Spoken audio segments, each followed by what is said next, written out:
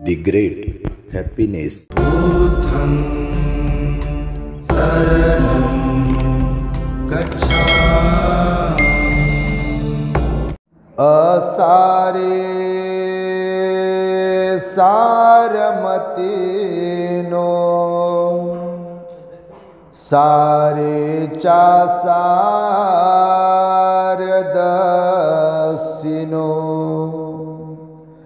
ते सारं नाधिगच्छन्ति मिच्छा संकल्पगोचरा।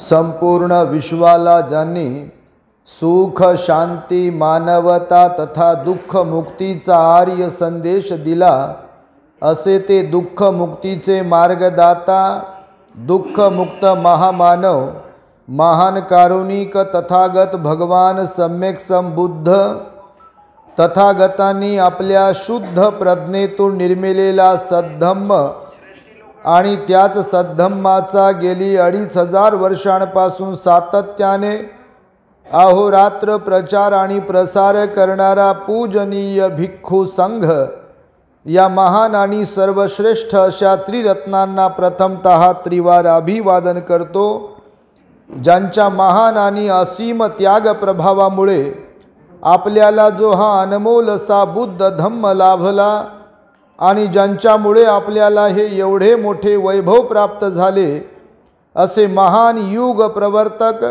भारतीय राज्यघटनेचे शिल्पकार परमपूज्य बोधिसत्व डॉक्टर बाबासाहेब आंबेडकर या महामानवाच्या महान अशा धम्मक्रांतीमध्ये संपूर्ण जीवनाला समर्पित करून आज या मंगलमय दिनी या ऐतिहासिक पावन पवित्र अशा नागांच्या नागभूमीमध्ये Samyak Buddha Vihar doctor Ambedkar society new Mankapur Nagpur या ठिकाणी आपण भिक्खू संघाच्या जाहीर धम्मदेसनेचे आयोजन केलेले आहे। तेव्हा या कार्यक्रमासाठी माझ्या समवेत उपस्थित असलेले ज्यांनी आत्ताच आपणास सुंदर अशी धम्मदेसना दिली असे प्युरिटी ऑफ माइंड या यूट्यूब चॅनलचे संचालक भिक्खू धम्मबोधीजी थेरो, त्याचबरोबर प्रारंभी ज्यांनी आपणास धम्मदेसना दिली असे सर्च रिसर्च या यूट्यूब चॅनलचे संचालक भिक्खू यण धम्मानंदजी थेरो, आपल्या या बुद्ध विहारामध्ये वास्तव्य करणारे श्रमण कल्याण बोधीजी आणि आम्हाला ज्यांनी इथे निमंत्रित केले अशा श्रद्धावान धम्म उपासिका मेघाताई धोंगडे आणि त्यांच्या सगळ्याच श्रद्धावान महिला मंडळ उपासिका ज्यांच्या माध्यमातून हा कार्यक्रम या ठिकाणी राबविला जातो आहे, त्या सर्व श्रद्धावान उपासिका धम्मदेसना श्रवण करण्यासाठी नागपुरातील विविध वस्त्यांमधून उपस्थित असलेले आपण श्रद्धावान धम्म उपासक उपासिका बालक तथा बालिकांनो, तद्वतच दी ग्रेट हॅपीनेस या आपल्या यूट्यूब चॅनलचे सर्वच दर्शक, सर्वप्रथम तुम्हा सर्वांच्या प्रती मंगल मैत्री सद्भावना व्यक्त करतो आणि आपणा सर्वांच्या दुःखमुक्तीकरिता 2600 वर्षांपूर्वी तथागत भगवान बुद्धांद्वारा उपदेशिलेल्या धम्मोपदेशास प्रारंभ करतो। आपण सर्वांनी शांत एकाग्र आणि श्रद्धायुक्त चित्ताद्वारे या अनमोल बुद्धवाणीला आपल्या हित सुखाकरिता श्रवण करावे, ग्रहण करावे। बऱ्याच वेळापासून आपण इथे उपस्थित आहात, सकाळपासूनची आपली ही तयारी आहे। अत्यंत सुंदर प्रकारे हे नियोजन आपल्या महिला मंडळाने केलं आहे। खरं तर आम्हाला मेघाताई धोंगडे यांनी बऱ्याच दिवसांपासून आमची तारीख घेतली, तारीख घेण्यासाठी मोठी कसरत करावी लागते आणि लागली त्यांनाही। तारीख देतोच म्हणतो आम्ही आणि त्यांना तारीख दिली आणि त्यांना सर्व महिलांनी या विभागातल्या एरियातल्या सुंदर अशी साथ दिली आणि हा अत्यंत सुंदर असा कार्यक्रम धम्मदानाचा कार्यक्रम इथे घडवून आणला। तेव्हा सर्वप्रथम त्या सर्वच महिलांचं आयोजनामध्ये असलेल्या, नियोजनामध्ये असलेल्या आपण सर्वांनी टाळ्यांच्या गजरामध्ये स्वागत करावे। हा कार्यक्रम यशस्वी करण्यासाठी ज्या ज्या श्रद्धावान उपासकांनी, उपासिकांनी सहकार्य केलाय, दानराशी दिली, मदत केली, त्या सर्वांच्या प्रति मी विशेष मंगलमैत्री व्यक्त करतो। आणि या धम्मदेसनेला प्रारंभ करीत असताना खरं तर रोजच आपल्या नागपुरात कार्यक्रम होतात। पुन्हा पुन्हा आम्ही नागपुरात येतो। आपल्या नागपुरातील लोक मोठे श्रद्धावान आहेत। बाबासाहेबांनी म्हणून तर इथंच बुद्धाचा धम्माचा स्वीकार केला आणि आपल्याला दिला, म्हणून खरंच तुम्ही पुण्यवान आहात। जसे कॉलेज बाबासाहेबांनी औरंगाबादला काढले, मराठवाड्यामध्ये मिलिंद कॉलेज, बरोबर की नाही, आणि धम्मदीक्षा नागपुरात घेतली। मुंबईलाही घेऊ शकले असते, दिल्लीलाही घेऊ शकले असते, पण त्याचे ऐतिहासिक संदर्भ तुमच्या नागपुराचे असल्या कारणाने आणि बुद्धाशी संबंधित तो इतिहास असल्या कारणाने बाबासाहेबांनी 15 ऑक्टोबरच्या भाषणामध्ये हे विस्ताराने उल्लेख केला आहे की मी इथेच का दीक्षा घेतो आहे।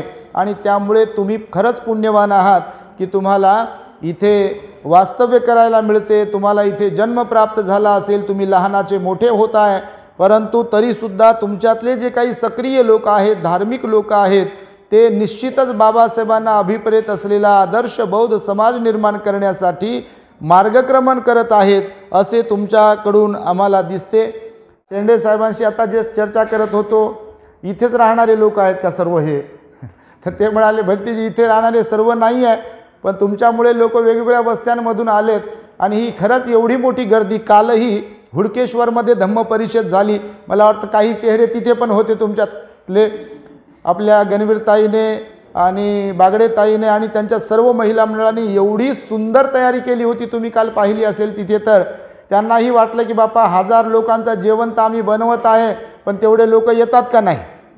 सुरुवातीला ते स्वागत करताना मला म्हणे भंतेजी आता हे, मला वाटतं घोडके सर काहीतरी मला म्हणाले की भंतेजी यांचं स्वागत जरा केलं, तुमच्या हस्ते पुष्पगुच्छ दिला ना, आशीर्वाद दिला तर लोक थांबतील। मी म्हटलं लोक बिलकुलच जाऊ शकत नाहीत, आणि खरंच तसंच घडलं। तुडुंब गर्दी, विराट गर्दी होती, अलोट गर्दी त्या ठिकाणी होती बघा काल हुडकेश्वरला। आणि आजही तुमच्याकडे पाहतोय तर मला खूप आनंद होतो आहे की नागपुरातून वेगवेगळ्या ठिकाणावरून तुम्ही आलात आणि एवढ्या मोठ्या संख्येने इथे आलात। एकदा सगळ्यांचंच अभिनंदन म्हणून एकदा साधुकार देऊन टाळ्या वाजवून स्वागत करावं।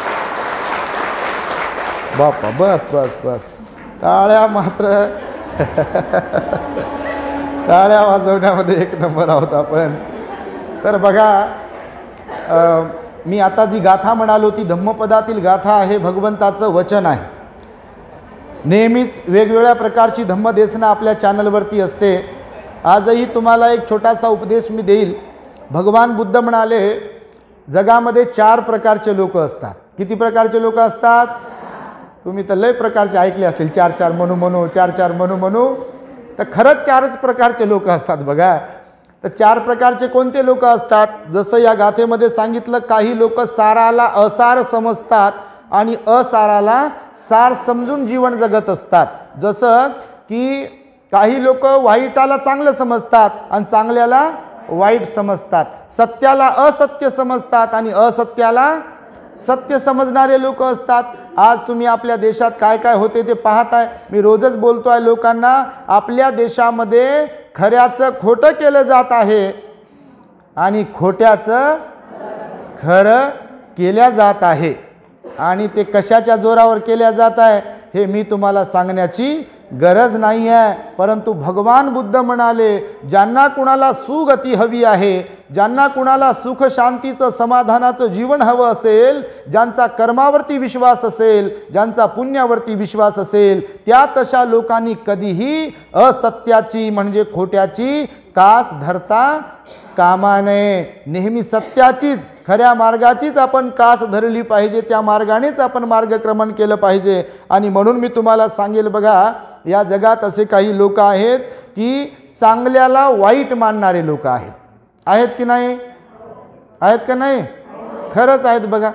प्रत्येकाला याचा अनुभव येतो बघा, प्रत्येकाला जीवनामध्ये अनुभव येतो, व्यक्तिगत जीवनामध्येही येतो आणि सार्वजनिक जीवनातही येतो बघा। जसे की मी नेहमीच सांगतो, आयोजन करणारे जे लोक असतात एखाद्या कार्यक्रमाचं, तो कार्यक्रम जर कधी सक्सेस झाला तर सगळेच खुश होतात काय? नाक मुरडणारे नसतात का लोक? लय लोक असतात नाक मुरडणारे, त्यांना काय काम धंदा आहे म्हणते, बरोबर की नाही? त्यांना काहीच काम धंदा नाही म्हणते, म्हणजे साऱ्या दुनियेचं काम त्यांनाच लावून दिलंय, बाकीच्यांना काही काम नाही, असं त्या आविर्भावामध्ये बोलत असतात. म्हणून भगवान म्हणाले या जगामध्ये काही लोक असे आहेत की चांगल्याला वाईट म्हणणारे असे लोक आहेत. जसं की पुण्याला काही लोक नाव ठेवतात. जसं दान पुण्य कोणी करत असेल तर आपण आपल्या समाजातही पाहतो, बऱ्याचदा आम्ही अनुभवतो त्या गोष्टीला, की काही लोक म्हणतात की दानाचं काही फळ नाही आहे, सीलपालनाचं काही फळ नाही आहे, विहारात जाण्याचा काही मतलब नाही आहे, किंवा अजून कोणकोणते जे काही चांगले कामं घडत असतात, कोणी कुशल कर्म करत असेल, कोणी ध्यान करत असेल, कोणी सीलपालन करत असेल, तर काही लोक अशी असतात लोकांमध्ये की ते लोक त्या तशा वर्तनाला, त्या तशा लोकांना, त्या तशा स्वभावाला चुकीचं दर्शवत असतात, समजत असतात आणि लोकांमध्ये सुद्धा तसं पेरतात. त्यांना काही कामधंदा नाही म्हणतात, ते ध्यानच करत राहतात. त्यांना काही कामधंदा नाही म्हणतात, ते विहारातच जातात. त्यांना काही कामधंदा नाही म्हणतात, ते धम्मच करतात. आता आम्हाला काही लोक फोन करतात आणि सांगतात, भंतेजी आम्ही प्रवचन ऐकतोय, गोडी लागली आहे, परिवर्तन होत आहे, स्वभावात बदल होतो आहे, जे काही दुःख संकट होतं, ज्या दुःखाचे गाठोडे बांधू ठेवले होते, पॅक करू त्याच्यातही वाढ होत होती, पण जेव्हापासून धम्मदेशना ऐकतोय ते गाठोडे मात्र आता कमी आम्ही करत आहोत. तुम्ही करत असाल निश्चितच, म्हणून तर एवढ्या मोठ्या संख्येने इथे उपस्थित आहात तुम्ही. तर असे जे काही धार्मिक लोक आहेत एखाद्या घरामध्ये किंवा एखाद्या एरियामध्ये, तर काही लोक असे असतात त्यांना नाव ठेवणारे, बरोबर की नाही? ते तुम्हाला डिस्टर्ब करतील. धम्मदेशना लावली तर म्हणतील, अरे काय धम्मदेशना लावली? तुमच्या घरातले लोक कधी तुम्हाला अनुभव येत असेल, धम्मदेशना जर टी व्हीवरती वगैरे लावली, मोबाईलवरती लावली, तर काय ते सदान कदा तेच लावते का म्हणते? म्हणत असतील बाबा तुम्हाला नाही, तुम्ही फार चांगले, पण असे कोणी लोक असतील ना की म्हणत नसतील का? बिलकुल म्हणतात. आता काही पुरुष बघा, रिटायरमेंट नंतर किंवा ड्युटीवरती असताना काही विहारात जात असतील, समाजकार्य करत असतील, धार्मिक कार्यात सहभागी होत असतील, तर बाकीचे लोक ज्यांना ते जमत नाही, चांगलं वाटत नाही, ते काय म्हणतात? त्यांना काही समजत नाही म्हणतात. जसं काय यांना लय काय समजते. ऐसे लोग है, अभी भी समाज में लोग है, पूरी दुनिया में लोग है. भगवान म्हणाले 4 प्रकारचे लोक तीनही काळात असतात, भूतकाळातही, वर्तमानातही आणि भविष्यातही. काही लोकांच्या समोर डोकं जरी फोडून घेतलं तर ते बदलत नाही म्हणजे ते मानायला तयार होत नाहीत. नाही म्हणतात आमचंच मत बरोबर आहे. आणि म्हणून 4 प्रकारच्या लोकांमध्ये पहिला प्रकार जो सांगितला, चांगल्याला वाईट समजणारे लोक आहेत. दुसरा प्रकार सांगताना सांगितलं, वाईटाला चांगले समजणारे लोक आहेत. नाहीत का? आहेत का नाही? वाईटाला चांगलं म्हणणारे लोक आहेत या जगामध्ये. बिलकुल तुम्ही जर पाहिलं तर बघा, जर काही वाईट असेल तर त्यालाही लोक खूप चांगलं आहे म्हणतात. समजा आपलं पोरग बिघडलं आणि आपलं पोरग बिघडलंय तर आपलंच पोरग बिघडू नये, दुसऱ्यांचं बिघडावं असं ज्यांना वाटते, आणि ते दुसऱ्यांचं जेव्हा बिघडायला सुरुवात होते तर हे काय म्हणेल, जग काही म्हणो तुझ्यासारखं कोणीच नाही म्हणत नाही का? असं बिलकुल म्हणतील. कारण काय? तर भगवान म्हणाले वाईटाला चांगलं समजणारे लोक आहे. आज घडीला तुम्ही जर पाहिलं तर जे काही अर्थहीन आहे, ज्याच्यामध्ये अंधश्रद्धा आहे, ज्याच्यामध्ये बिलकुल खरेपणा नाही आहे, दांभिकपणा आहे, आज लोक तिथं पाया पडतात का नाही? म्हणजे वाईटालाही असत्यालाही लोक सत्य मानतात आणि सत्याला लोक असत्य मानतात. ही जगाची रीत आहे. तुम्ही बुद्धगयेला वगैरे जर कधी गेलात तर बघा, आम्ही बुद्धगयेला नेहमी धम्मसहल काढत असतो. आता पण 22 फेब्रुवारी ते 10 मार्चपर्यंत धम्मसहल आहे.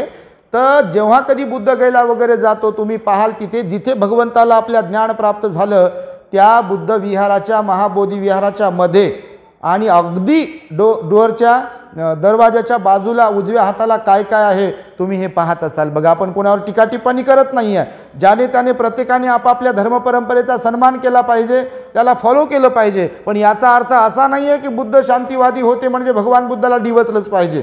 भगवान बुद्ध शांतीचे मार्गदाता होते म्हणून भगवान बुद्ध हे सहनशीलता शिकवतात, म्हणून भगवान बुद्ध समाधान शिकवतात. म्हणून याचा अर्थ असा नाही आहे की भगवान बुद्धाला छेडलं पाहिजे, भगवान बुद्धाला इग्नोर केलं पाहिजे. आपल्याच देशात आज भगवान बुद्धाला परक केल्या जात आहे. हे सर्व देश सर्व जग उघड्या डोळ्याने पाहत आहे बघा.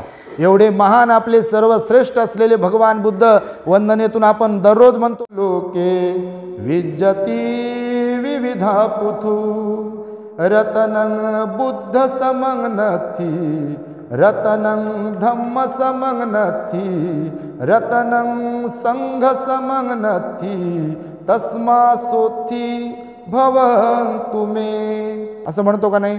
म्हणजे बुद्धा समान धम्मा समान संघा समान या जगामध्ये कोणी नाही आहे. हे म्हणजे लिखित आहे म्हणूनच नव्हे, तर तुम्ही बौद्ध साहित्याचा अभ्यास केला तर तुमच्या लक्षात येईल की खरंच भगवंतासारखं कोणी नव्हतं. ना दिसायला रूपाने कोणी होतं, ना त्यांच्या मनासारखं स्वभावासारखं कोणी होतं. बुद्धा समान कोणी नसते, धम्मा समान कोणी नसते, संघा समान कोणी नसते, हे बुद्धाचं वचन आहे. परंतु आज आपण पाहतोय त्याच बुद्धाला इथे त्रास होतो आहे, त्याच बुद्धाला इथे अपमानित केल्या जाते, त्याच बुद्धाची इथे विटंबना होते. आणि म्हणून वाईटाला चांगले मानणारे सुद्धा लोक आहेत आणि चांगल्याला वाईट मानणारे सुद्धा लोक आहेत. तर हे दोन प्रकार झाल्यानंतर सांगितले जाते की काही लोक असे आहेत की वाईटाला वाईट समजणारे, बरोबर आहे. काही काही लोक असतात वाईटाला वाईट समजतात, ते की मान्य करतात की हे वाईट आहे तर हे वाईट आहे, बरोबर आहे. त्यानंतर चौथ्या प्रकारात सांगितलं भगवंताने की चांगल्याला चांगले समजणारे पण लोक आहेत, की जसे तुम्ही आहात. इथे आलात तुम्ही चांगल्याला चांगले समजणाऱ्यांपैकी आहात म्हणून तर आलात, नाही तर बापा एक ना धड भाराभर चिंध्या आहे. आम्ही जेव्हा एंट्री केली तुम्हाला म्हणत नाही, तुमच्या एरियातल्या लोकांना म्हणत नाही, पण जेव्हा एंट्री केली खरंच आम्हाला फार आनंद झाला बघा. मोठमोठे बंगले होते साहेब तिथे, तर कोणाचे माहीत नाही, आम्हाला कोणाचीच ओळख नाही. या ताईने फक्त कॉन्टॅक्ट केला म्हणून आम्ही इथे आलो. आम्ही जिथे कुठे जातो आता काय सगळ्यांचाच काही असा संपर्क नसतो किंवा ओळख नसते, पण जिथे जातो तिथे आता वातावरण लक्षात येते ना.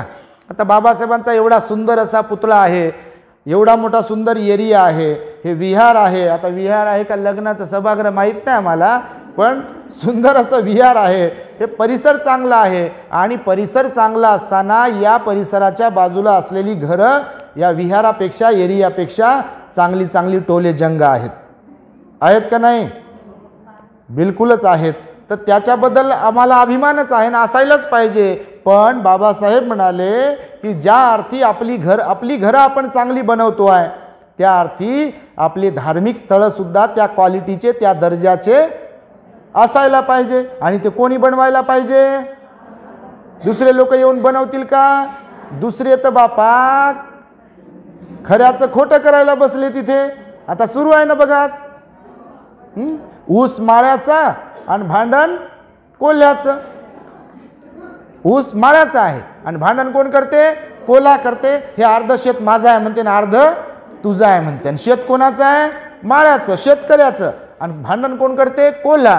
तर हे आज जे काही घडते आहे ना ते तसंच आहे. टीका टिप्पणी करत नाही. तुम्ही आर्कॉलॉजी डिपार्टमेंटचं जर तुम्ही बघितलं, काही पुरावे बघितले, उत्खनन बघितलं तर तुमच्या लक्षात येईल. परंतु आता याच्यावरती बोलण्यामध्ये पण काही अर्थ नाही राहिलेला आहे, कारण वातावरण असं बनवलं आहे की जणू काही खरंच आहे. एका व्यक्तीने सांगितलेलं आहे, एखादी खोटी गोष्ट लोकांना खरी करून जर सांगायची असेल तर वारंवार वारंवार वारंवार तिथे म्हणावं लागेल की खोटी जरी असेल, नाही नाही हे खरं आहे, हे खरं आहे. मग गाण्याच्या माध्यमातून, भाषणाच्या माध्यमातून, पुस्तकाच्या माध्यमातून, राजकारणाच्या माध्यमातून खोट्या गोष्टीला जरी खरं खरं खरं खरं खरं म्हटलं तर त्या महाशयाने म्हटलं एक वेळ अशी येते की लोक तयार होतात त्या खोट्याला खरं मानायला. आणि आपल्या देशात बापा तसं लय होते. आणि त्यामुळे भगवान बुद्धांनी सांगितलं इथे, चांगल्याला वाईट समजणारे, वाईटाला चांगलं समजणारे, वाईटाला वाईट आणि चांगल्याला चांगलं समजणारे लोक आहेत. आणि ते सगळ्या समाजात असतात. आपल्याही समाजामध्ये अशी लोक आहेत की ज्यांच्यामध्ये धार्मिकता नाही आहे किंवा ज्यांना कुठल्याही प्रकारची अशी आस्था नाही आहे बाबासाहेबांच्या बद्दल, भगवंताच्या बद्दल. जसं आता ते भंतेजी म्हणाले बघा, तुमच्या नागपुरापासून जवळच काहीतरी आहे, मी कालही बोललो, तिकडे लोक जातात, काही काही खरंच जातात तर जातातच, नाकारण्याचा अर्थच नाही आहे. आणि त्यामुळे हे परिवर्तन आपल्या समाजामध्ये झालं पाहिजे बघा. म्हणून महिलांचं, कालच्याही महिलांचं मी कौतुक केलं, आजच्याही महिलांचं मी कौतुकच करेल की एवढा मोठा कार्यक्रम घडवून आणणं, लोकांना धम्मदेसनेची संधी उपलब्ध करून देणं, हे काही साधी गोष्ट नाही आहे बघा. याच्यासाठी झिजावं लागते, वेळ द्यावं लागते, बुद्धिमत्ता खर्च करावी लागते, पैसे खर्च करावे लागतात, तेव्हा कार्यक्रम घडून येतो. सहज कार्यक्रम घडून येईल का? असं पाहिलं तर कितीतरी विहार आहे, ओस पडलेले आहे ते मोठमोठे विहार पण असून.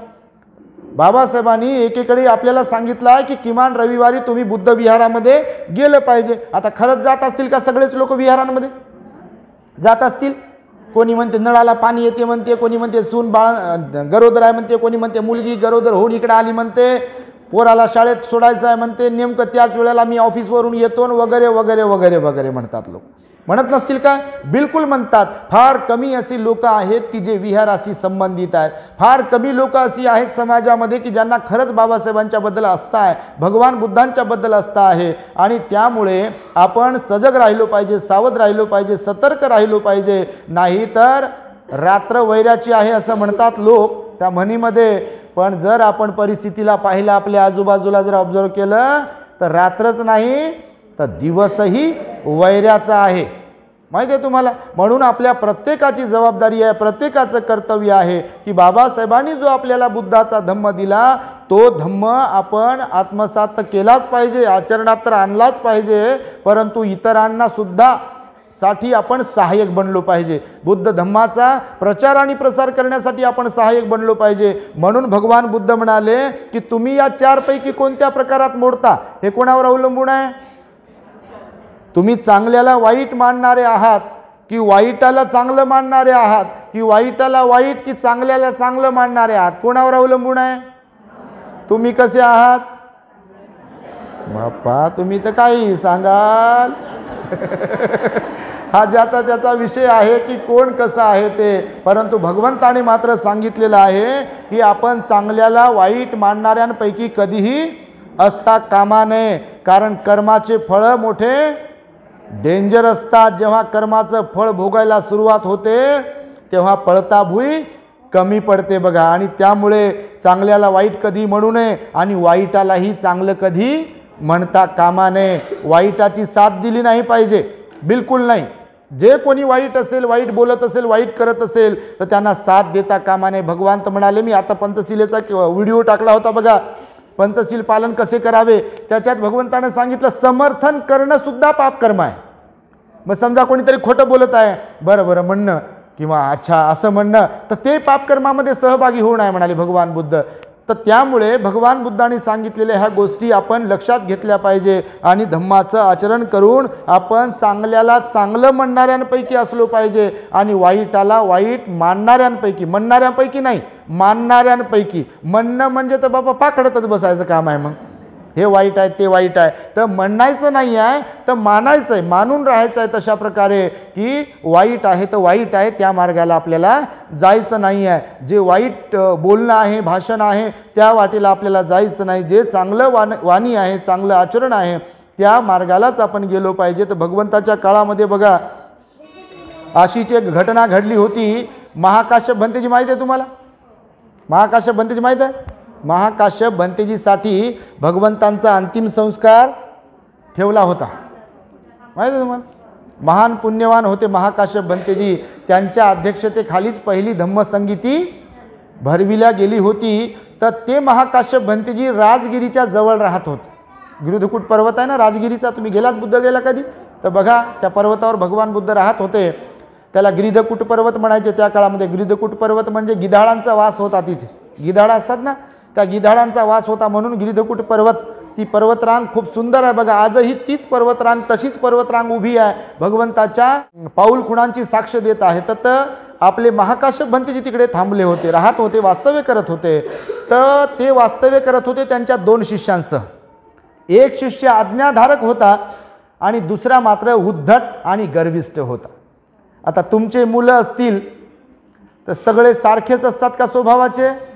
जरी तुम्हीच जन्म दिलाय, जरी तुम्हीच खाऊ पिऊ घालता, पण त्या 2 असतील 3 असतील कोणाला किती असतील तर सगळ्यांच्या मुलांचा स्वभाव म्हणजे आपलीच मुलं जरी असतील तर सारखाच असतो काय? कोणामध्ये मायबापाबद्दल प्रेम कमी तर कोणामध्ये जास्त असते. कोणीतरी आज्ञाधारक असते तर कोणी खरंच उद्धट असते आणि डोळे फाडूनही मम्मीला बोलते आणि पप्पाला बोलते तुम्हाला समजत नाही का म्हणते. मी नाही म्हणतो ना विहारात यायचं तर पुन्हा बोलू नका म्हणते, मम्मी सोडूनच देते नात. बरोबर की नाही? म्हणून तर आपले पोरं येत नाही. आता इथे बघा तुम्ही किती मुलं असतील, फार कमी मुलं आहे का नाही? प्रत्येकाला भारत बुद्धमय करायचं आहे, पण आपल्याला सोडून. गणित असंच आहे ना, बघा तुम्ही. आपली मुलं असतात का कार्यक्रमांमध्ये? फार कमी ठिकाणी मुलं असतात. आम्ही पाहतो रोज वेगवेगळ्या ठिकाणी कार्यक्रम होतात, तरुण मुलं तरुण मुली नसतात तिथे. रविवार असेल तरी पण नसतात. असतात काय? फार कमी क्वचित अशी मुलं मुली असतात की ते कार्यक्रमांमध्ये सहभागी होतात. हे आता महिला मंडळ पाहिलं, बऱ्याच ठिकाणी पाहतो आम्ही यजबार झालेले आपल्या आया वगैरे त्यांचं महिला मंडळ असते, म्हाताऱ्या लोकांचं महिला मंडळ असते, महिलांचं पुरुषांचं. पण कालही आम्ही पाहिलं आणि आजही आम्ही पाहिलं, ह्या महिला काही म्हाताऱ्या नाही आहे, भीमराज की बेटिया खरंच म्हणण्याच्या पात्रतेच्या आहेत. पुनश्च एकदा यांच्यासाठी टाळ्या वाजवा. कारण तरुणांचे विषय वेगवेगळे आहेत, तरुणांना वेगवेगळ्या विषयांची गोडी आहे. असे धार्मिक फार कमी भेटतात. भगवंताच्या काळातही जसं सिगाल होता, आपल्या चॅनलवरती तुम्ही ऐकत असाल सिगालोवाद सुक्त, ते अर्धवट तसंच राहिलं आमचं सांगायचं. हे लोक काय सुधरू देत नाही, त्याच्यामुळे काय ते एका ठिकाणी थांबून सांगतो आम्ही विहारामध्ये, तर त्याचे बरेच भाग काही बनवलेले आहेत, परंतु काही भाग तसेच आहेत. तर तो शृगाल जो होता तो असाच होता बघा भगवंताच्या काळामध्ये. तर तो एकुलता एक होता, आई वडिलांचं मानत नव्हता तो. त्याचे वडील जाता जाता त्याला सांगतात की माझ्या माघारी तरी तू 6 दिशांची पूजा कर. आता त्याला ती गोष्ट सोपी वाटली आणि ते सिगालाचे वडील मरण पावले. आणि त्यानंतर मग तो रोज सकाळी उठे, त्या नदीवर जाई, ओल्या कपड्याने पूर्वेकडे पाहून नमस्कार, पश्चिमेकडे पाहून नमस्कार, दक्षिणेकडे पाहून नमस्कार आणि उत्तरेकडे पाहून नमस्कार, खाली पाहून नमस्कार आणि वर पाहून नमस्कार. आजही आपल्या देशातले असे लय लोक करतात बिनाकामाचा नमस्कार. करत नाहीत का? आईला नमस्कार करत नसतील हो, पण आंघोळ झाली की इकडं नमस्कार तिकडं नमस्कार. वडिलांना नमस्कार करत नसतील, पण इकडं नमस्कार तिकडं नमस्कार करतात बघा. म्हणून ही गाथा जी आहे ना, तर भगवान म्हणाले काही लोक खोट्याला खरं खऱ्याला खोटं समजणारे आहेत या जगतामध्ये. त्यामुळेच ही गाथा घेतली मी. भगवान बुद्ध त्या शृगालाला भेटतात, त्याचं पुण्य की त्याला भगवान बुद्ध भेटले. आणि भगवान बुद्धाने त्याला हटकलं, विचारलं की तू हे काय करत आहेस. त्यावर त्याने सांगितलं की माझ्या वडिलांनी मरण्यापूर्वी मला सांगितलं होतं की तू 6 दिशांची पूजा कर, आणि मग मी ही 6 दिशांची पूजा करतो आहे. भगवंताने त्याला विचारलं, तू वडिलांना विचारलं का? प्रतिप्रश्न केला काय की 6 दिशा नेमक्या कोणत्या?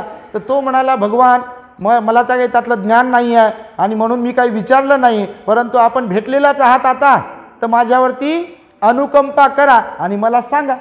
तर मग भगवंतानी ते शृगालाला उपदेश केला बघा, 6 दिशांची पूजा कशी करावी. आता ही सांगत नाही, विषय निघाला म्हणून सांगतो तरुणांचा. तुम्हाला जर ऐकायचं असेल 6 दिशांची पूजा कशी करावी, पूजा म्हणजे काय, दिशा कोणत्या, तर आपल्या दी ग्रेट हॅपीनेस चॅनलवरती विस्ताराने प्रवचन आहेत. तर बघा खरंच तरुणांच्याबद्दल मी हे यासाठी पुन्हा पुन्हा बोलतो की प्रत्येक माता पित्याने आपण धार्मिक जर असेल तर आपल्या मुलांनाही धार्मिक बनवलं पाहिजे. नाही तर परिस्थिती एकदा हातची निघून गेली की मग रडण्याशिवाय, पश्चातापाचे अश्रू गाळण्याशिवाय दुसरा कोणताही पर्याय ऑप्शन आपल्याकडे नाही आहे बघा. म्हणून मी नेहमी पाहतो आहे की श्रीमंती आली आपल्या लोकांकडे, धन दौलत श्रीमंती आहे, गाडी आहे, बंगला आहे, गाड्या घोड्या सगळ्या व्यवस्थित आहेत, परंतु घरातील कौटुंबिक वातावरण जर तुम्ही पाहाल म्हणजे काय बाप्पा, तुमचा प्रत्येकाचा अनुभव आहे तो झाकली मूठ असते फक्त प्रत्येकाची, कुणाची व्यवस्थित म्हणजे उघडलेली आहे आणि कुणाची झाकलेली आहे. पण घर की कहाणी मोठी डेंजर आहे प्रत्येकाकडे. आईचं महत्त्व कमी होत आहे बघा, वडिलांचं महत्त्व कमी होत आहे, बहीण भावाचं प्रेम पहिल्यासारखं राहिलेलं नाही आहे, भाऊ भावासोबत प्रेमाने बोलत नाही, वागत नाही किंवा किंमत देत नाही. पती पत्नीची रिलेशनशिप जी असायला पाहिजे ती तशा प्रकारे राहिलेली नाही आहे. एकमेकांचा मान नाही, एकमेकांचा आदर नाही, एकमेकांची सेवा नाही आहे. वडीलधारी जी लोक आहेत, म्हातारी जी लोक आहेत, त्यांच्यावर प्रेम करणारी माणसं कमी झाली आहेत, त्यांची सेवा करणारी माणसं कमी झाली आहे. स्वार्थाने भरलेले लोक या जगात खूप जास्त प्रमाणात वाढलेले आहेत. खरं की खोटं? स्वार्थाने भरलेले लोक खूप जास्त प्रमाणात वाढलेत. आता जर देशातही पाहत असाल तुम्ही तर देश देशोधडीला देश चाललेला आहे, परंतु तरीसुद्धा हम करे सो कायदा अशा प्रकारची परिस्थिती इथे निर्माण केली जात आहे. आणि त्यामुळे आपले महाकाश्यप भंतेजी जेव्हा त्या राजगिरीला राहत होते तेव्हा 2 शिष्यांबरोबर राहत होते. आता महाकाश्यप भंतेजी ग्रेट होते. एक शिष्य आज्ञाधारक होता, दुसरा गर्विष्ठ आणि उद्धट होता.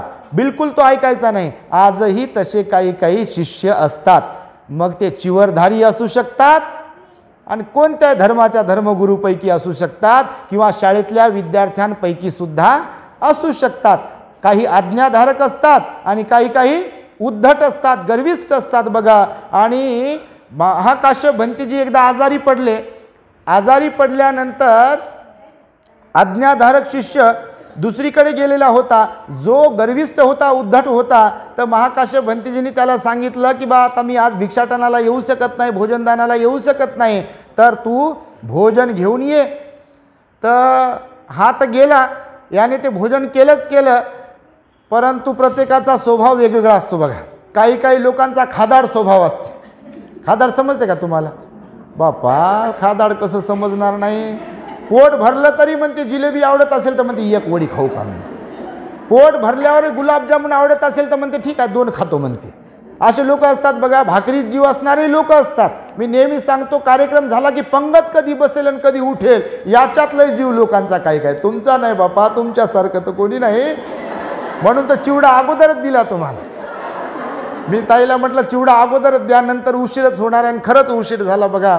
तर त्यामुळे तो जो दुसरा गर्विष्ठ होता, उद्धट होता, तो गेला भिक्षाटनासाठी आणि स्वतः तर भोजन केलंच त्याने, पण महाकाश्यप भंतेजीचं नाव सांगितल्यामुळे आता श्रद्धा वेगवेगळी असते बघा प्रत्येकाची. जसं प्रेमच आहे, पण प्रेमात फरक असतो बघा.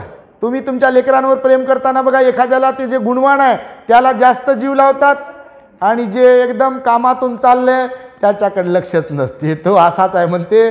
असं होते कधी कधी. तर महाकाश्यप भंतेजी एकदम ग्रेट होते. तर तो शिष्य जो गेला तर लोकांना सांगितलं की महाकाश्यप भंतेजी भोजनाचे बाकी आहे, त्यांची तब्येत बरी नाही आहे, तर त्यांच्यासाठी तुम्हाला काय देता येईल तर द्या.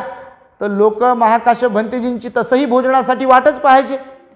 जसं भगवंताची लोक वाट पाहायचे, तर महाकाश्यप भंतेजी पण ग्रेट होते, त्यांचीही वाट पाहायचे. तर या उद्धट असलेल्या शिष्याकडे लोकांनी फार सुंदर सुंदर चवदार चविष्ट पंचपक्वानाचे पदार्थ दिले. आता ह्याच्याकडे दिले, हे जगला होता, पोट भरलं होतं. पण जेव्हा तो गावाच्या बाहेर निघाला तर ह्याचं मन गेलं त्या पदार्थांवरती आणि यानं जेवल्यावर पुन्हा ते जेवण करून घेतलं. सगळं एकदम खाऊन पुसून भिक्षापात्र रिकामा आलं. आता महाकाश्यप भंतेजी होते, अर्हत होते ते. आणि त्यांनी ते पाहिलं त्याचं चित्र आणि त्याला मग त्यांनी फटकारलं. भगवान पण फटकारायचे. फटकारणं म्हणजे काय, तर ते फटकारण्यामध्ये संतांच्या महापुरुषांच्या भगवंताच्या राग द्वेष भरलेला नसतो. जसं आता आम्ही गोळ्या घालतो तर काय धुऱ्याचं किंवा बांध्याचं भांडण नाही आहे आपलं. तुमच्यात परिवर्तन व्हावं, तुमच्यात बदल व्हावा, ह्याच्यामुळे कधी कधी असं वेगळ्या प्रकारे सांगितलं जाते आमच्याकडून. म्हणून जे आपले कल्याण मित्र असतात ते जेव्हा बोलतात, ते जेव्हा सांगतात आपल्याला, तर त्यांच्याबद्दल कधी राग कधी द्वेष वाटता कामा नये मनामध्ये आपल्या. नाही तर आपण कल्याण मित्रांना मुकतो. मग त्या भंतेजीला, त्या शिष्याला आपले महाकाश्यप भंतेजी जेव्हा बोलले तर त्यांना आला राग. आता आजही तुम्हाला मी सांगतो, काही काही चिवरधाऱ्यांना आम्ही समजा बोलतो कधी कधी, चुका होतात ना, तर बा असं वागू नका, व्यवस्थित चिवर वापरावं, व्यवस्थित स्वच्छ राहावं, बोलवलं तिथंच जावं, जिथं बोलवलं नाही तिथे जाऊ नये, जिथे सन्मानपूर्वक बोलवल्या गेला तिथेच जावं, नाही का, किंवा दान मागतच दारादारावर घराघरावर फिरू नये. आता काही काहींना आम्ही सांगतो प्रेमानं, आता भाव चांगला असतो, पण ते काय करते मग काही ते आग लावायचे कामं करते, आमच्यासारख्यांच्या विरोधामध्ये बोलते. मग काही पण तुम्ही कधी असं अनुभवलं असेल बघा.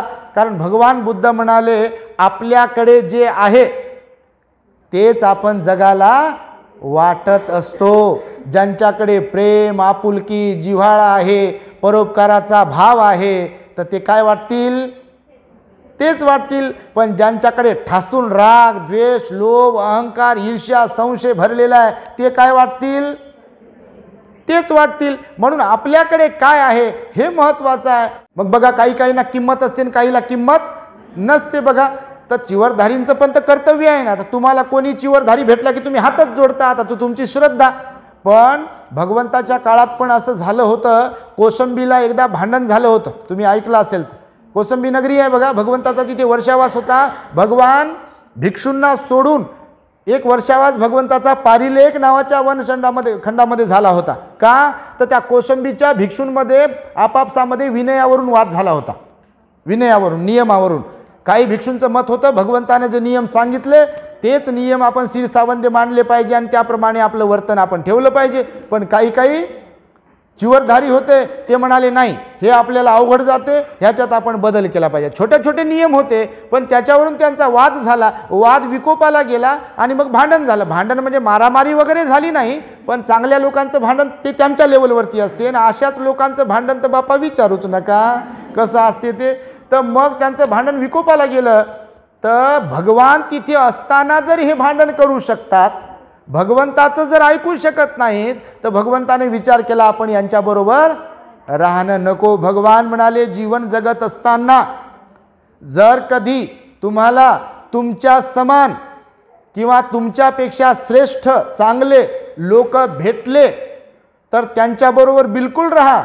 परंतु जर कधी तसे लोक तुम्हाला भेटले नाही, तुम्ही चांगले असाल आणि तुमच्या समान कोणी भेटत नाही आहे किंवा तुमच्यापेक्षा श्रेष्ठ कोणी भेटत नाही आहे त्यांच्या सहवासामध्ये राहायला, तर भगवान म्हणाले एकटे राहा, पण वाईटांच्या संगतीमध्ये बिलकुल राहता कामा नये. संगतीचा परिणाम होतो म्हणजे होतो. तुम्ही तुमच्या पोरापोरींच्या माध्यमातून अनुभवत असाल आणि रोज सांगत असाल बाबू त्यांच्याबरोबर राहू नको, त्यांच्याकडे जाऊ नको, नाही का म्हणत असाल तुम्हाला मुलींना, कारण सहवासाचा परिणाम होतो. तर हे भंतेजी जे आले सगळं खाऊन पिऊन आले आणि त्यानंतर महाकाश्यप भंतेजी त्यांना बोलले. महाकाश्यप भंतेजी बोलल्यानंतर त्यांना ते राग आला. आता चांगल्या लोकांचा राग येते, लोकांना येत नाही का? चांगलं सांगतानाही राग येते. तिकडं मन आहे बघा, खऱ्याचा सख्या आईला राग येते म्हणते.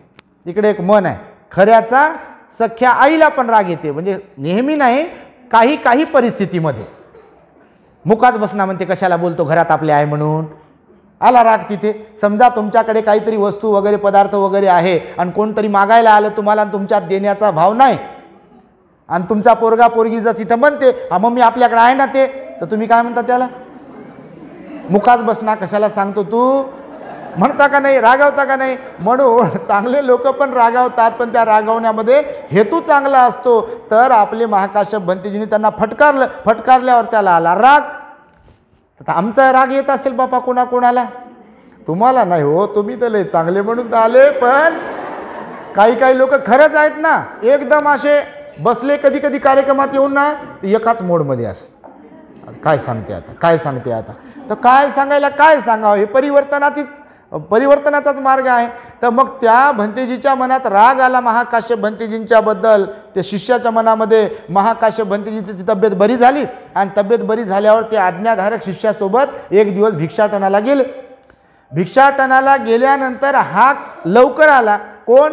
जो उद्धट होता, गर्विष्ठ होता, तो लवकर आला आपल्या कुटियामध्ये परत, भिक्खू निवासामध्ये परत. आणि याने सगळं सामान, चिवर, भिक्षापात्र जे काही होतं परिष्कार वगैरे दिलेले ते सगळे अस्ताव्यस्त केले आणि कुटीला आग लावून दिली की निघून गेला. असे लोक आजही आहेत. चांगल्यांना त्रास देणारे. व्यक्तिगत जीवनातही तुम्ही कधी पाहत असाल तर कधी काही लोक म्हणतात भंतेजी तुम्ही सांगता त्यानुसार खूप वागण्याचा आम्ही प्रयत्न करतो, या वाणीवर संयम ठेवतो, मनावर संयम ठेवतो, शरीराने कोणाला दुखवत नाही, पण आमच्या घरामध्ये एक आहे म्हणतात, त्याच्यावर कोणतं औषध आहे का सांगा म्हणतात. आता काय कोणताच औषध द्यावं बाप्पा, कोणाला कोणत्या गोळ्या द्यावा, कोणाला कोणता इंजेक्शन द्यावं, त्यांना समजतच नाही. की साराला आसार समजतात आणि आसाराला सार समजणाऱ्यांपैकी असतात. त्यांना चांगल्यामध्ये वाईट दिसते आणि वाईटामध्ये चांगलं दिसते. जसं मी नेहमी म्हणतो, दारू पिणाऱ्याला कळत नसेल का की दारू वाईट आहे म्हणून. दारूमुळे आपल्या ते काय म्हणतात लिव्हर खराब होतात, डॅमेज होतात, हे त्यांना कळत नसेल का? दारूमुळे कितीतरी लोक हॉस्पिटलमध्ये ॲडमिट आहेत, दारूमुळे कितीतरी लोक कंगाल झाले, दारूमुळे इज्जत जाते, हे आजूबाजूला दिसतच नसेल काय? पण तरी पण पेते की नाही?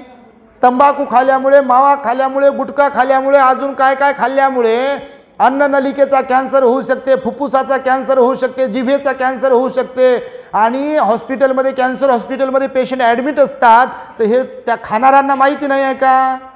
माहिती आहे, पण त्यांना त्याच्यात आनंद आहे. नाही का आनंद? पहा तुम्ही काय काय आता बुद्धगयेला सहलीत आम्ही घेऊन जातो लोक, त्या आता नेहमीच्याच सहलीमध्ये होते असं कधी कधी. काही लोकांना ते बिडी पिण्याची आदत आहे, काही लोकांना तंबाखू खाण्याची आदत आहे. आता बुद्धगयेला आलेत, मी तर म्हणतो बापा बुद्धगयेला आल्यावर काहीतरी सोडण्याचा संकल्प कराव की नाही? नुसतेच पैसे खर्च करून जायचे, टप्पू मारायचे, नमस्कार करायचा आणि यायचं. कशाला गेले? काय केलं तिथे जाऊन? जर भगवंताच्या प्रती श्रद्धा आहे, धम्माच्या संघाच्या प्रती श्रद्धा आहे, तर गेल्यानंतर तुमच्यामध्ये भगवंताने सांगितल्यानुसार फुलना फुलाची पाकळी एक तरी अवगुण सोडला पाहिजे, तर आपण भगवंताचे अनुयायी, तर आपण बौद्ध. आणि जैसे ते जर असेल, काही लोक सांगतात, भंतेजी म्हणतात ही घरचे आमच्या, मग ते स्त्री असो पुरुष असो, भंतेजी खूप शिबिरं केले हो, आणि लोकांना सांगते की 3 शिबिर झाले म्हणते, सती पठाण झाले म्हणते, फलानं झालं, बिस्तानं झालं म्हणते, 1 डेला जातो म्हणते, 3 डेजला जातो म्हणते, असं सांगतं म्हणते. आणि घरात काय सांगावं म्हणते, तुम्हाला लय त्रास देते म्हणते, बिडी सोडली नाही म्हणते, दारू सोडली नाही म्हणते, संशय घेणे सोडला नाही म्हणते, भांडण करणे सोडलं नाही म्हणते, आणि कोणतंच औषध द्यावं म्हणते. आता अशांना कोणतं औषध द्यावं बापा? असे आपल्या गुणानच जातात एक दिवस, भगवंताने सांगितलं. आणि म्हणून ते शिष्य जे होते त्यांनी ती कुटी जाळून टाकली बघा. भगवंताला समजलं, आणि भगवंत मग म्हणाले, भगवान श्रावस्तीला होते तेव्हा, मग हे राजगिरीला होते, राजगिरीला घटना घडली. भगवंतानं आपल्या दिव्य दृष्टीने पाहिलं की असं महाकाश्यप भंतेजींबरोबर घडलं, त्यांच्या शिष्यांनी त्यांना म्हणजे त्रास दिला वगैरे.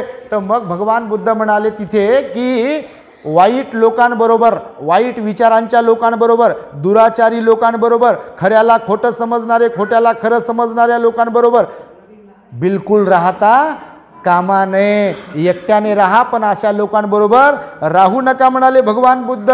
आणि म्हणून मग त्यांचा सहवास सोडून दिला. तर त्या कौशंबीच्याही भिक्खू संघाच्या संदर्भामध्ये असंच झालं. काय झालं माहिती आहे तुम्हाला? भगवान बुद्ध सोडून गेले की नाही, तर लोक असतात, लोकांना समजत, जे श्रद्धावान लोक आहेत, तर त्यांनी मग यांना भोजनदान देणं बंद केलं. मी हे जाहीरपणे बोलतोय, मुद्दाम बोलतोय, हेतुपुरस्सर बोलतोय, तुमच्या सुज्ञपणा असेल तर तुम्ही समजून घ्याल. काय केलं उपासकांनी? भगवंत म्हणाले दया असली पाहिजे, करुणा असली पाहिजे, बिलकुल, पण बुद्ध शासनाच्या विरुद्ध कोणी वागत असेल तर त्यांनाही धडा शिकवणं आपलं काम आहे ना. नाही तर बुद्ध शासन बिघडवण्याचं काम करतो आपण. चोरांना, लबाडांना, वाईट वागणाऱ्यांना, दुराचारांना जर आपण सहारा देत असेल तर ते पुण्यकर्म आहे म्हणताय का तुम्ही? बिलकुल पुण्यकर्म नाही आहे. देवदत्ताने वेगळा संघ तयार केला होता, माहिती आहे तुम्हाला? भगवंताच्या काळामध्ये देवदत्ताने वेगळा संघ तयार केला होता.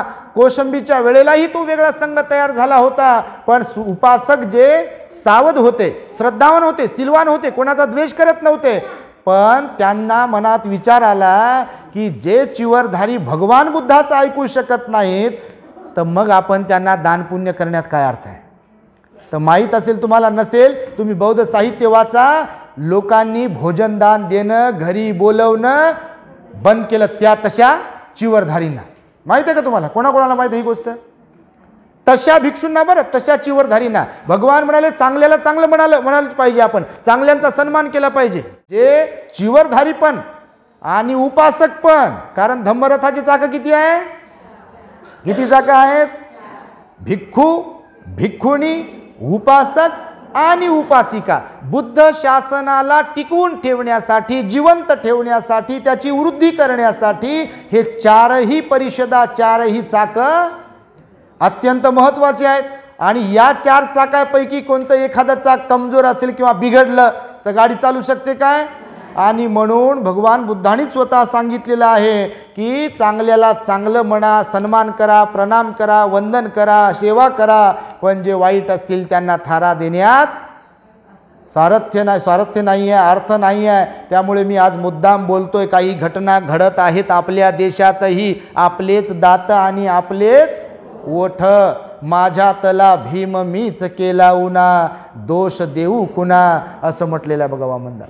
माझ्यातला भीम, ज्यांनी उपकार केले, अनंत उपकार केले, ते लोक रिकाम्या गोष्टीमध्ये गुंग असतील आणि मला काही देणं घेणं नाही म्हणत असतील, तर अशी बेमानी आहे की नाही? मग चिवरधारी जर का असे ना, चिवरधारींना सगळं काही मिळते आणि ते सुद्धा नको नको ते उपद्व्याप करत असतील, नको नको ते आचरण करत असतील, त्यांना थारा दिला पाहिजे का? मग मी मुद्दाम बोलतोय, हेतू पुरस्सर बोलतोय. तुम्ही नागपूरची लोक आहात, सुज्ञ आहात, याचा अर्थ असा नाही मी माझी पाठ थोपटून घेत नाही आहे. समजते ना तुम्हाला? तर भगवंताच्या काळात असं घडलं. कोसंबीच्या त्या चिवरधारींना लोकांनी भोजनदान देणं बंद केलं. विशेष म्हणजे देवदत्ताच्या संघाला, कोसंबीच्या संघाला आता विशाखा मिगार माता 2-2 वेळा विहारात जात होत्या का नाही? किती श्रद्धावान होत्या त्या. रोज बुद्ध आपल्या घरी भिक्षू संघाला भोजनदान असायचं रोज. रिकाम्या हाताने कधीच गेल्या नाही. एकच स्त्री अशी होती श्रावस्तीला राहत असताना की सगळे लहान लहान भंतेजी, जशी एखादी आई आपली बाजारात जाते आणि बाजारात गेल्यावर जशी त्या आईची काहीतरी खाऊ घेऊन येईल म्हणून वाट पाहते का नाही मुलं, तर विशाखा मिगार मातेची वाट लहान लहान किंवा नौखे जे भिक्षू असायचे ना, ते वाट पाहायचे, आई कधी येते, आई कधी येते. तर आई फळं घेऊन यायची, पदार्थ घेऊन यायची, काहीतरी घेऊन यायची, आजारी भिक्षूंसाठी औषध घेऊन यायची, खायला घेऊन यायची. आई कोण? मिगार माता विशाखा. विशेषतः मी मुद्दाम सांगतोय, विशाखा मिगार मातेनं सुद्धा तशा चिवरधाऱ्यांना भोजनदान देणं बंद केलं. अनाथ पिंडकाने सुद्धा, ज्यांच्या घरी रोज भिक्षू संघाला भोजनदान असायचं, त्यांनी सुद्धा तशा भिक्षूंना, चिवरधाऱ्यांना भोजनदान देणं बंद केलेलं आहे. आणि म्हणून हे जे काही असे दुराचारी लोक होते त्या काळामध्ये, त्यांना धडा शिकवलेला आहे. आणि तुम्ही सुद्धा सुज्ञ आहात. मला काय म्हणायचं हे तुम्ही समजून घ्याल. खरं तर तुम्हीच मायबाप आहात, पण याचा अर्थ असा नाही की तुम्ही वाईटाला चांगले म्हटले पाहिजे. कारण वाईटाला चांगले म्हणत असाल, चांगल्याला वाईट म्हणत असाल, तर तुम्ही मिथ्या दृष्टीवाले आहात. मग आणि भगवंत काय म्हणाले? कोणत्या दृष्टीवाले बनलो पाहिजे आपण? सम्यक दृष्टीवाले बनलो पाहिजे. मिथ्या दृष्टीवाले बनण्यात काही अर्थ नाही आहे. त्यामुळे आपल्या जीवनामध्ये आपण कोणत्या मार्गाने चालतो, कोणत्या आचरणवाले आहोत, हे प्रत्येकाला समजलं पाहिजे. कारण बाबासाहेबांचे अनंत उपकार आहेत बघा. नेहमी सांगत असतो आपण, 4 प्रकारचे भुंगे सांगतो आम्ही. तुम्हाला माहीत असेल तर, काही भुंगे फुलावर गुजराण करणारे भुंगे असतात. तुम्ही भुंगे समजते ना बापा? तुम्हाला काही नाही समजत.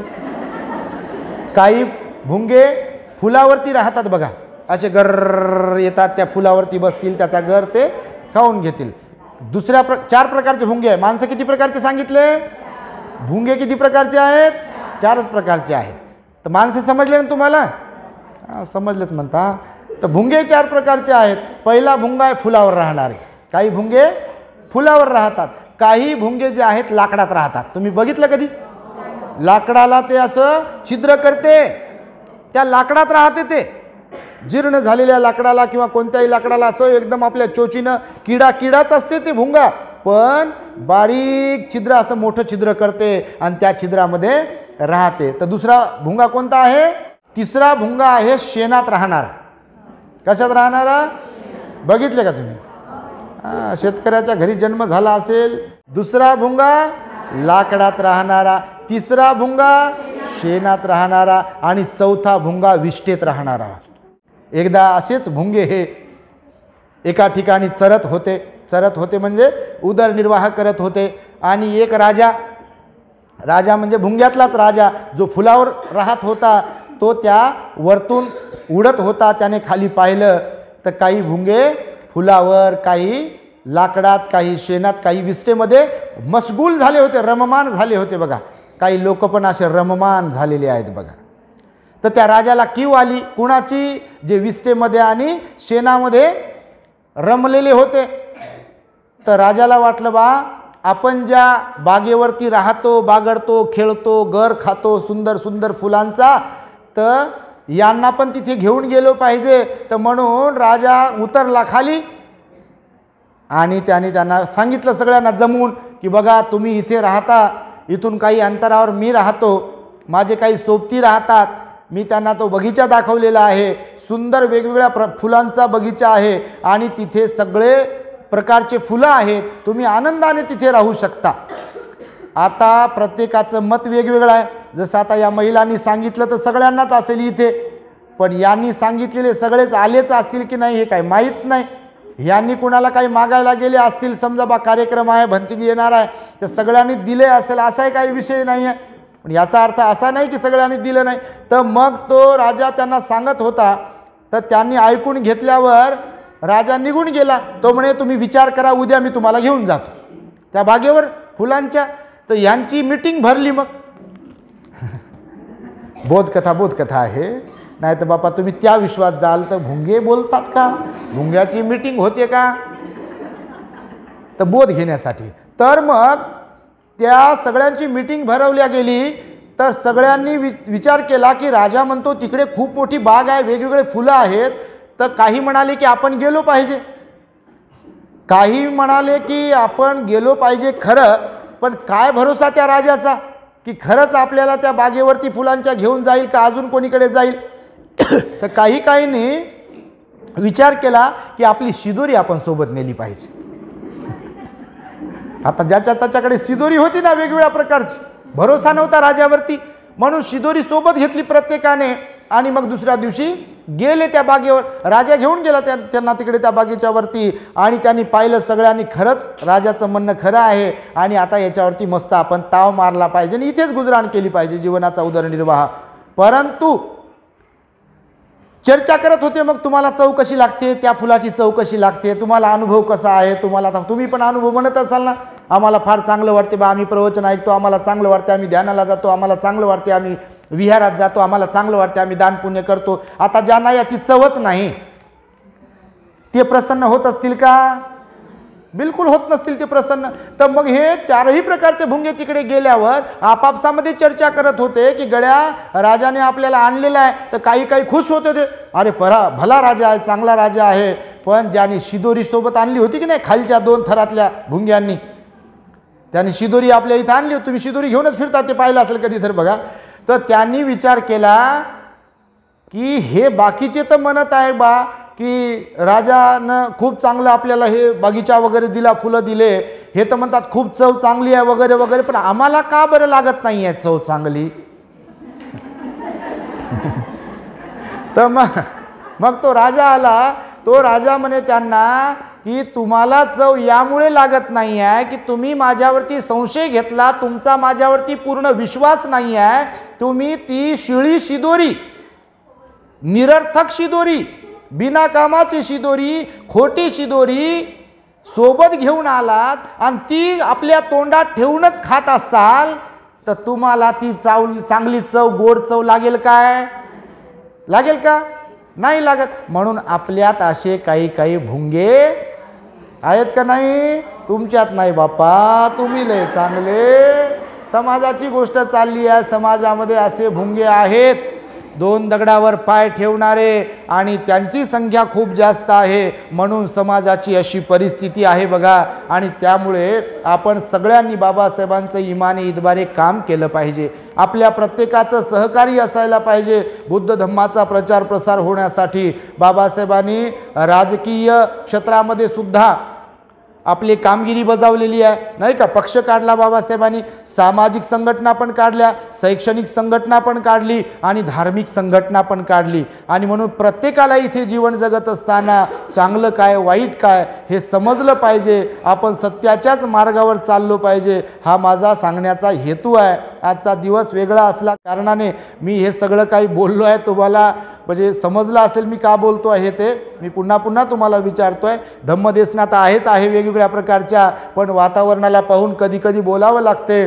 कारण बाबासाहेबांच्या आपल्यावरती अनंत उपकार आहेत आणि त्या अनंत उपकाराची आपण जाणीव ठेवली पाहिजे. जर अशीच परिस्थिती राहिली तर काल आम्हाला फार वाईट वाटलं बघा. आम्ही चर्चा करत असतो कोणत्याही मुद्द्यावरून, अत्यंत वाईट वाटते कधी जेव्हा आपलीच लोक, आपलीच माणसं जाहीरपणे बाबासाहेबांना बेमान जेव्हा होतात, तेव्हा आमच्यासारख्यांना, कोणत्याही चांगल्या लोकांना जे प्रामाणिकपणे काम करतात किंवा बाबासाहेबांशी प्रामाणिक आहेत त्यांना खूप वाईट वाटते बघा. मन खाते आपलं आपल्याला की गड्या आपण एवढी धावपळ करतो, एवढी मरमर करतो, बाबासाहेबांनी आपल्यावरती एवढे अनंत उपकार केले. काही विचारे लोक दानधर्म करतात, पुण्यकर्म करतात, विहार बांधतात, खूप काय काय देतात हो, असे पण चांगले लोक आहे. आणि काही लोक गढूळच करायला बसले वातावरण बघा, आहे का नाही? असं पुढे पाठ मागे सपाट आहे बघा. काही लोकांना खरंच अशी परिस्थिती आहे की ते बिलकुल समाजाचे नाही होत, ते बिलकुल बाबासाहेबांचे होत नाहीत, ते बिलकुल धम्माचे होत नाहीत बघा.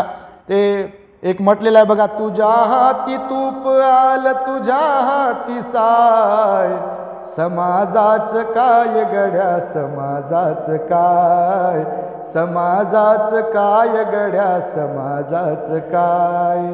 बघा तूप आलं की नाही आपल्या हाती, तू पुरणपोळी आहे ना हो रोजची, ज्यांच्या कमरेला झाडू होता, ज्यांच्या गळ्यामध्ये मडकं होतं, ज्यांना माणसं असून माणसांसारखी वर्तणूक दिल्या जात नव्हती, वागणूक दिल्या जात नव्हती, अशा लोकांसाठी बाबासाहेबांनी आपले 4 लेकरं जाऊ दिले, आपलं स्वतःचं जीवन समर्पित केलं. रमाई गेली लवकर तरीसुद्धा स्वतःचा विचार केला नाही. आपल्या लोकांनी सुद्धा बाबासाहेबांच्या या अनंत उपकारांची जाणीव ठेवली पाहिजे आणि अशा प्रकारचे प्रबोधनाचे कार्यक्रम, धम्मदेसनेचे कार्यक्रम घडवून आणले पाहिजे. तरच बाबासाहेबांना अभिप्रेत असलेला आदर्श बौद्ध समाज, आपल्या चॅनलचं ते घोषवाक्य आहे की बोधिसत्व डॉक्टर बाबासाहेब आंबेडकरांना अभिप्रेत असलेला आदर्श बौद्ध समाज निर्माण करण्यासाठीची हा जो काही खटाटोप आहे, ही मरमर आहे, ही त्यासाठीच आहे. तुम्ही सुद्धा आपल्या दी ग्रेट हॅपीनेस चॅनलला सबस्क्राईब कराल, लाईक कराल प्रवचनांना आणि शेअर कराल. तुमच्याकडे जेवढे काही व्हॉट्सअप ग्रुप वगैरे असतील, सोशल मीडियावर तुम्ही असाल तर बुद्ध धम्माचा प्रचार प्रसार झाला पाहिजे आणि म्हणून तुम्ही आपल्या प्रवचनांना शेअर कराल अशी एक तुम्हा सर्वांकडून अपेक्षा व्यक्त करतो. आणि तुम्ही बऱ्याच वेळापासून इथे बसलेले आहात. मी पुनश्च एकदा आमच्या मेघाताई धोंगडे, असं नका म्हणू बापा, त्यांचंच नाव होते, त्यांचंच नाव घेते, तर त्यांनी संपर्क साधला म्हणून, नाही तर काल पण ते आम्ही आपल्या गणवीरताईचं नाव घेत होतो. गणवीरताई पुन्हा पुढे येऊन म्हणे भंतेजी बागडेताईने मला सहकार्य केलं म्हणे. आता तुम्हाला खास खळगे माहीत आहे चांगले, कोणाचं नाव घेतलं नाही तर काय होते बापा, लयच बिघडते कार्यक्रम. किती लोक येऊ द्या आणि किती चांगला कार्यक्रम होऊ द्या, कार्यक्रम झाल्यावर कोणाचं नाव गाव घेतलं नाही. बरं झालं याच्यात काही कोणाचं नाव टाकलं नाही बघा. पुनश्च एकदा त्यांच्यासाठी टाळ्या वाजवा, कोणाचं नाव टाकलं नाही. कालही जी हुडकेश्वरला आपल्या नागपुरात धम्म परिषद घेतली आपल्या ताईने, तर त्याही मला वाटतं पॉम्पलेटवर, पत्रकावर, म्हणजे त्या पोस्टरवर कुणाचंही नाव नव्हतं. तर नाव आलं की लय मोठं बिघडते बघा. कोणाचं आलं की पोट दुखतेच ना, त्या पोट दुखण्यावर गोळी आहे का कोणती? अशा पोट दुखण्यावर गोळी नाही. माझं नाव घेतलं नाही म्हणते, मी काय वर्गणी दिली नाही का म्हणते, आणि मग येतच नाही, रुसूनच बसते मग. आणि त्यांना कोणी सांगावं, काय लोक आले होते हो, सगळ्या नागपुरातून लोक आले होते, भंतेजी पण 1-1 तास बोलले आणि सगळा कार्यक्रम व्यवस्थित झाला, लोकांना चिवडा दिला, असं सांगावं. तर ज्यांचं नाव घेतलं नाही, ज्यांना पुढाकार दिला नाही, फोटो घेतला नाही, ते मुकत बसते आज.